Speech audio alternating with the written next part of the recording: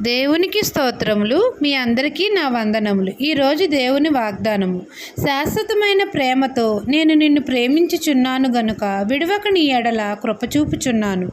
ఇర్మియా 31వ అధ్యాయము 3వ వచనం. మన ప్రభువును మన రక్షకుడైన మన యేసయ్య మనల్ని శాశ్వతమైన ప్రేమతో ప్రేమించుచున్నాడు గనుక ప్రభువు విడవక మన ఎడల కృపచూపుచున్నాడు. మన ప్రభువైన యేసయ్య కృపామయుడు, దయామయుడు. పాపులమైన మనల్ని వెదకి రక్షించడం కోసం శరీరధారియే కృపాసత్య సంపూర్ణుడుగా మన యొద్దకు వచ్చాడు. పాపులమైన మనల్ని క్షమించి ఆయన రక్తం ప్రోక్షించి మనల్ని పవిత్రులుగా చేశాడు. పరలోకానికి వారసులుగా చేశాడు. మన ప్రభువు మనల్ని శాశ్వతమైన ప్రేమతో ప్రేమిస్తున్నాడు. మన పట్ల విడువక కృప చూపుచున్నాడు. కుమారుని ప్రేమను మనము రుచి చూసి తెలుసుకుని ఆయన మార్గంలో మనం నడుచుకోవాలి. మన కొరకు ప్రాణాన్ని ఆ శిలువలో బలియాగంగా అర్పించాడు. ఆయన పవిత్రమైన రక్తాన్ని మన కొరకు వెలగా చెల్లించి నిత్యజీవానికి వారసులుగా చేశాడు.